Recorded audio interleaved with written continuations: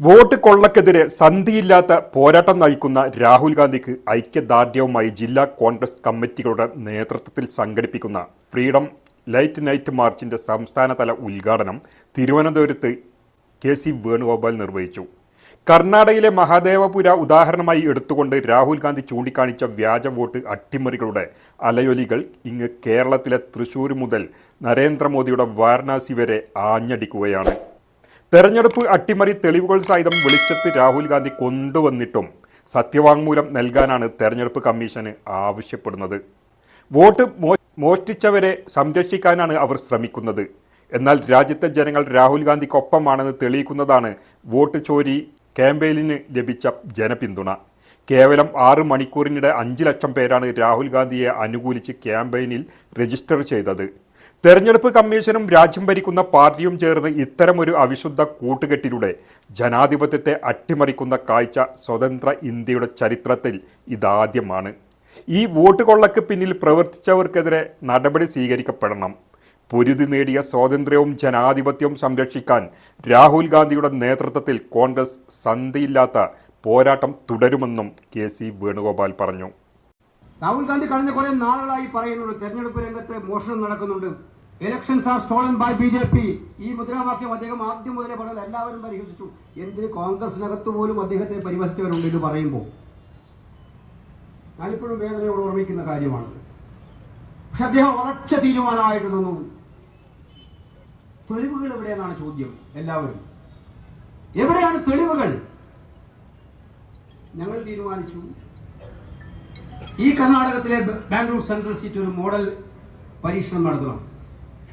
അങ്ങനെ കഴിഞ്ഞ 6 മാസക്കാലത്തോളമായി 4 മാസം കണ്ടിന്യൂസ് ആയി 6 മാസത്തോളമായി 40 പേരടങ്ങുന്ന ടീം വോട്ടർ പട്ടിക മുഴുവൻ തരും. നിസ്സാരമല്ല സുഹൃത്തുക്കൾ. വോട്ടർ പട്ടിക എന്ന് പറഞ്ഞാൽ പേപ്പർ പട്ടികയാണ്. ഇത് നിങ്ങൾക്കറിയാം, ഒരു നിയോജക മണ്ഡലത്തിൽ 220-230 ബൂത്തുകളുണ്ട്. ആ ബൂത്തുകളിലെ വോട്ടർ പട്ടികയെല്ലാം പരിശോധിക്കുക എന്ന് പറഞ്ഞാൽ അത് ഡിജിറ്റൽ പട്ടികയാണെങ്കിൽ 30 സെക്കൻഡ് മതി. N ശക്തൻ എന്ന് അടിച്ചു കൊടുത്താൽ ശക്തന്റെ വോട്ട് എവിടെയാണ്, ഏത് ബൂത്താണ്, എത്ര വോട്ടുണ്ട്, അപ്പൊ 30 സെക്കൻഡിനകം വരും. പക്ഷെ ഇത് പേപ്പറിലൂടെ നോക്കണമെങ്കിൽ കഠിനാധ്വാനം വേണം. അങ്ങനെ 4 മാസക്കാലം നിരന്തരമായി അധ്വാനിച്ചിട്ടാണ് വലിയ ഞെട്ടിപ്പിക്കുന്ന വിവരങ്ങൾ കണ്ടെത്തി.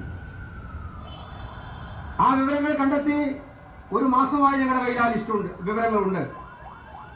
അത് വീണ്ടും നമ്മൾ കൗണ്ടർ ചെക്ക് ചെയ്തു. ഈ പറയുന്ന വീടുകളെല്ലാം നേരിട്ട് പോയി പരിശോധിച്ചു. അതുമായി ബന്ധപ്പെട്ടുള്ള അവിടുത്തെ പ്രദേശത്തെ BLA-മാരായിരുന്ന നമ്മുടെ ഏജന്റുമാരുമായി ചർച്ച നടത്തി. അങ്ങനെ പല ചർച്ചയും നടത്തി അവസാനം കൃത്യമായും കൺവിൻസ് ആയതുകൊണ്ടാണ് ഡൽഹിയിലെ പത്രസമ്മേളനത്തിൽ രാഹുൽ ഗാന്ധി വ്യക്തമായിട്ടുള്ള ചോദ്യങ്ങളുമായി മുന്നോട്ട് വന്നത്. ഹരിയാനയിലെ തെരഞ്ഞെടുപ്പ്, മഹാരാഷ്ട്രയിലെ തെരഞ്ഞെടുപ്പ് ഞങ്ങൾ ജയിക്കുമെന്ന് പറഞ്ഞതല്ല. ഇന്ത്യയിലെ പത്രമാധ്യമങ്ങൾ, അഭിപ്രായ സർവേകൾ എല്ലാം കോൺഗ്രസ് ജയിക്കുമെന്ന് പറഞ്ഞ തെരഞ്ഞെടുപ്പുകൾ നമ്മൾ തോറ്റു. നമ്മൾ പറയുമ്പോൾ തെളിവ് വേണ്ട. തെളിവ് എവിടെയാണെന്ന ചോദ്യം. ഇപ്പൊ തെളിവ് കയ്യിലുണ്ട്. ഇപ്പൊ തെളിവുമായിട്ടാണ് രാഹുൽ ഗാന്ധി തെരഞ്ഞെടുപ്പ് കമ്മീഷനോട് ആവശ്യപ്പെട്ടത്. അന്വേഷിക്കണം. അപ്പോൾ ആ രാഹുൽ ഗാന്ധിയോട് തെരഞ്ഞെടുപ്പ് കമ്മീഷന്റെ ഭാഗമാണ് ഒത്ത് കൊടുക്കാൻ തയ്യാറുണ്ടോ? ഒത്തു കൊടുത്തത് പറയാൻ തയ്യാറുണ്ട് ഇന്ത്യയിലെ പ്രതിപക്ഷ നേതാവിനോട്. നമ്മൾ മനസ്സിലാക്കേണ്ട കാര്യം ഇത്രയേ ഉള്ളൂ. ഞാൻ ദീർഘമായി പ്രസംഗിക്കാൻ ആഗ്രഹിക്കുന്നില്ല. ഇത് ഇന്ത്യയുടെ ജനങ്ങളുടെ മുന്നിൽ തുറന്നു കാണിക്കപ്പെട്ടു. 6 മണിക്കൂർ കൊണ്ട് 5 ലക്ഷം പേരാണ് രാഹുൽ ഗാന്ധി ഒരു ആഹ്വാനം ചെയ്തപ്പോൾ 6 മണിക്കൂർ കൊണ്ട് 5 ലക്ഷം പേരാണ് അദ്ദേഹത്തോട് പിന്തുണ അറിയിച്ചുകൊണ്ട് രംഗത്ത് വന്ന് സമൂഹ മാധ്യമങ്ങളിലൂടെ. സമൂഹ മാധ്യമങ്ങളിൽ അദ്ദേഹത്തിന്റെ പത്രസമ്മേളനം ഒരു തരംഗമായി മാറി. അദ്ദേഹത്തെ എതിർത്തിരുന്ന ആളുകളെല്ലാം ഇന്നലെ വരെ എതിർത്തിരുന്നവർ പോലും പറഞ്ഞു ഇദ്ദേഹം പറഞ്ഞതിൽ കാര്യമുണ്ട്, കഴമ്പുണ്ട്, പരിശോധിക്കപ്പെടണം. നമ്മുടെ ജനാധിപത്യത്തിന്റെ അടിത്തറ ഇളക്കുന്ന, ജനാധിപത്യത്തിന്റെ ഏറ്റവും അടിസ്ഥാനപരമായ തത്വങ്ങളെ അതിലംഘിക്കുന്ന ഈ മൗലികമായ വോട്ട് ചോർച്ച, വോട്ട് കൊള്ള അന്വേഷിക്കപ്പെടണം. പാർലമെന്റിൽ ഞങ്ങൾ ഈ 15 ദിവസമായി ചർച്ച ചെയ്യണമെന്ന് ആവശ്യപ്പെടുകയാണ്. ഇതൊന്ന് ചർച്ച ചെയ്യണം. ചർച്ച ചെയ്യാൻ തയ്യാറല്ല. ചർച്ച ചെയ്യാൻ തയ്യാറാവാത്ത എന്തുകൊണ്ടാ? ഇപ്പൊ കല്ലി ഓരോന്ന് വിളിച്ചു കൊടുക്കുകയാണ്.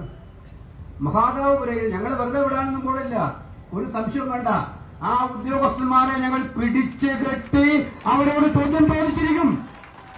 ഈ കള്ളവോട്ട് ചേർപ്പിച്ച ജയിക്കേണ്ട സ്ഥാനാർത്ഥിയെ തോൽപ്പിച്ച് തോറ്റ സ്ഥാനാർത്ഥിയെ ജയിപ്പിക്കാൻ കൂട്ടുനിന്ന ഉദ്യോഗസ്ഥന്മാർ ആരുമായിക്കോട്ടെ, അവരെ സംരക്ഷിക്കാൻ ആർക്കും കഴിയുമെന്ന് വിചാരിക്കേണ്ടതില്ല എന്നാണ് ഞങ്ങൾക്കിവിടെ സൂചിപ്പിക്കാനുള്ളത്.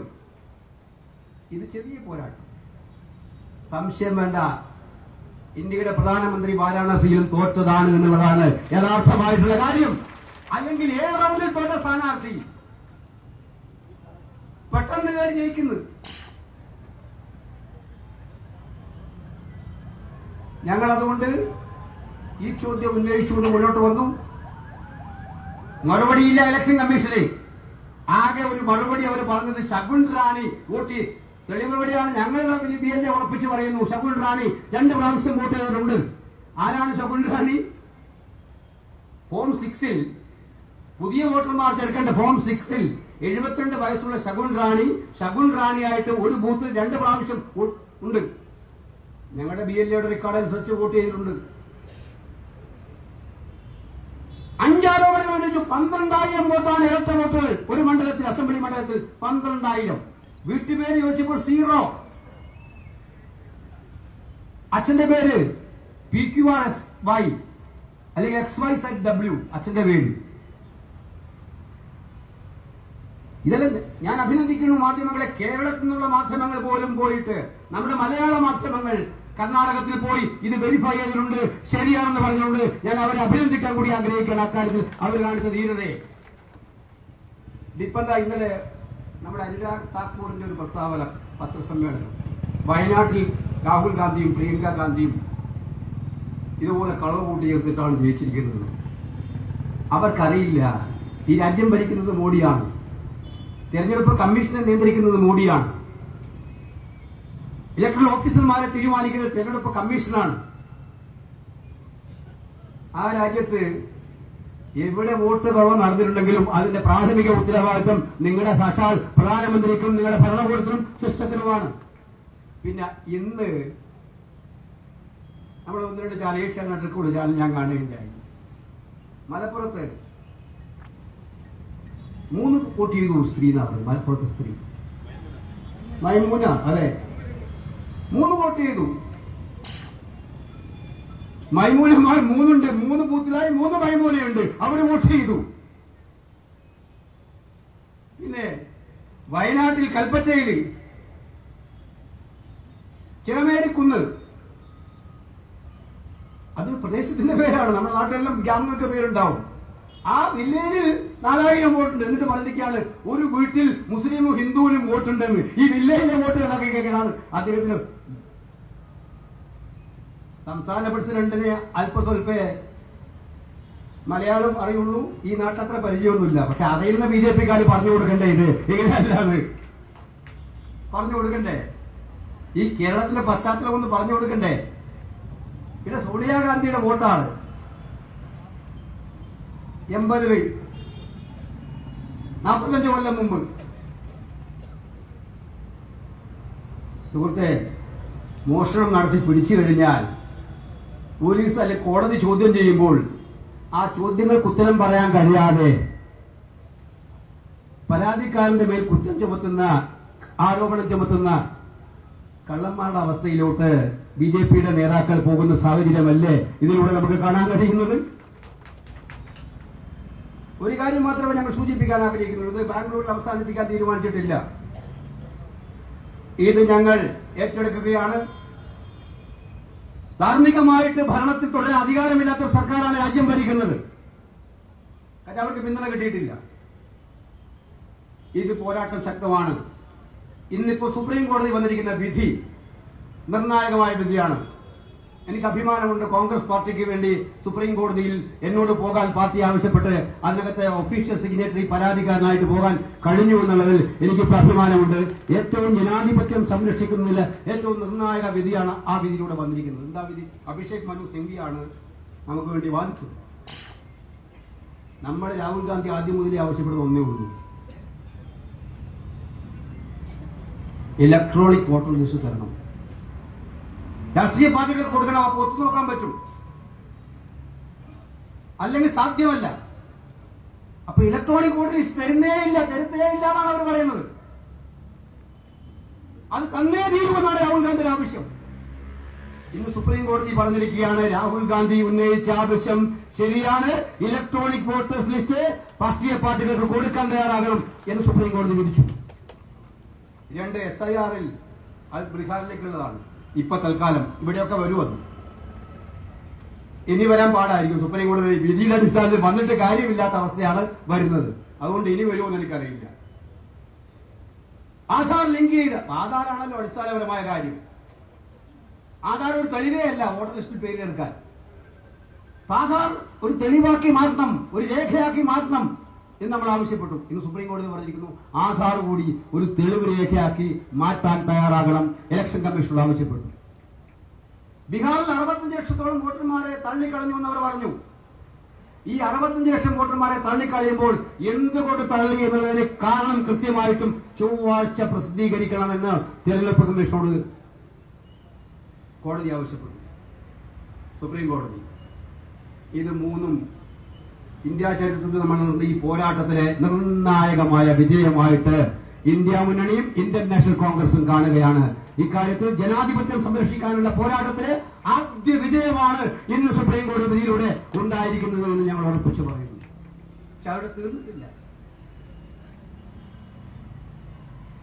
ഇനിയും കഴിഞ്ഞു. നമ്മുടെ കേരളത്തിലെ ഒരു പഴയ ഓഫീസറാണ് ഇപ്പോൾ തെരഞ്ഞെടുപ്പ് കമ്മീഷന്റെ മുഖ്യ അധികാരി. വ്യക്തിപരമായി ഞങ്ങൾക്ക് ആരോടും ആക്ഷേപമൊന്നുമില്ല. പക്ഷേ BJPയുടെ ഏജന്റായിട്ട് പ്രവർത്തിക്കാൻ മുന്നോട്ട് വന്നാൽ എല്ലാ ബഹുമാനവും നിലനിർത്തിക്കൊണ്ട് ആ പണി നടപ്പില്ല എന്ന് പറയാനുള്ള ആർജവമുള്ള പാർട്ടിയാണ് കോൺഗ്രസ് പാർട്ടി. ആ മുന്നണിയാണ് ഇന്ത്യ മുന്നണി. അതുകൊണ്ട് ഞങ്ങൾ ഒറ്റ കാര്യമുള്ളൂ, നീതിപൂർവമായ ഇലക്ഷൻ. അതിന് വേണമെങ്കിൽ ആദ്യത്തെ പടി വളരെ ക്ലീൻ ആയിട്ടുള്ള ഒരു വോട്ടർ ലിസ്റ്റ്, സത്യസന്ധമായിട്ടുള്ള ഒരു വോട്ടർ ലിസ്റ്റ്, അത് കിട്ടുന്നത് വരെയുള്ള ഈ പോരാട്ടം തുടരും. രാഹുൽ ഗാന്ധി 17-ാം തീയതി മുതൽ 1-ാം തീയതി വരെ ബീഹാറിലാണ്. ഇനി അംഗം ബീഹാറിലോട്ട് മാറ്റുകയാണ്. ബീഹാറിന്റെ തെരുവിൽ ഇപ്പൊ തന്നെ ഞങ്ങൾക്ക് ഭീഷണി വന്നിട്ടുണ്ട്, രാഹുൽ ഗാന്ധിയുടെ ജീവൻ അപകടത്തിലാണ് എന്നുള്ളത്. അത് ഞങ്ങൾക്കറിയാം കുറെ നാളുകളായിട്ട്. സോഷ്യൽ മീഡിയ, BJPയുടെ സംഘപരിവാറിന്റെ സോഷ്യൽ മീഡിയ എടുത്ത് നോക്കിയാൽ അറിയാം. അദ്ദേഹത്തിന്റെ ചോരയ്ക്ക് വേണ്ടി ദാഹിക്കുന്നവർ ഒരുപാട് പേര് ഈ രാജ്യത്തുണ്ട്. അദ്ദേഹത്തെ ഇല്ലാതാക്കാൻ ശ്രമിക്കുന്നവർ ഒരുപാട് പേര് അകത്തുണ്ട്. അതെല്ലാം പുഞ്ചിരിച്ചുകൊണ്ട് നേരിട്ടുകൊണ്ട് ആ മനുഷ്യൻ സത്യത്തിന് വേണ്ടിയിട്ടുള്ള പോരാട്ടത്തിൽ മുന്നോട്ട് പോവുകയാണ് എന്നുള്ളത് മനസ്സിലാക്കുന്നത്. ഒരാൾക്കും അദ്ദേഹത്തെ പിന്തിരിപ്പിക്കാൻ കഴിയില്ല. ഞങ്ങൾ പലപ്പോഴും പറഞ്ഞു നോക്കിയിട്ടുണ്ട്, സൂക്ഷിക്കണം.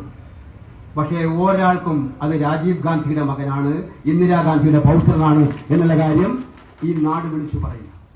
അവിടെ ബീഹാറിന്റെ തെരുവുകളിലാണ് ഞങ്ങൾ സസാറാം മുതൽ പാറ്റ്ന വരെ ഇന്ത്യൻ സ്വാതന്ത്ര്യ സമരത്തിന്റെ ഏറ്റവും നിർണായകമായ വഴിത്തിരിവായ ചമ്പാരൻ ഭൂമിയിലൂടെ ഒരു 2ാം സ്വാതന്ത്ര്യ സമരവുമായി രാഹുൽ ഗാന്ധി മുന്നോട്ട് പോവുകയാണ്. ഈ നാട്ടിലെ ജനാധിപത്യ വിരുദ്ധ ശക്തികൾക്കെതിരായിട്ടുള്ള ഉജ്ജ്വലമായ പോരാട്ടത്തിന് ഒരു മുഖം. ഭാരത് ജോഡോ യാത്രയ്ക്ക് ശേഷം, ഭാരത് ജോഡോ ന്യായ് യാത്രയ്ക്ക് ശേഷം 3ാമതൊരു യാത്ര ഇവിടെ മുന്നോട്ട് പോവുകയാണ്. ന്യായമായ ആവശ്യങ്ങളെ വെക്കുന്നുള്ളൂ. ഇലക്ഷൻ കമ്മീഷൻ ഇക്കാര്യത്തിൽ ന്യായമായ കാര്യങ്ങൾ തന്ന് തെരഞ്ഞെടുപ്പ് നീതിപൂർവമാക്കാൻ തയ്യാറാകണം.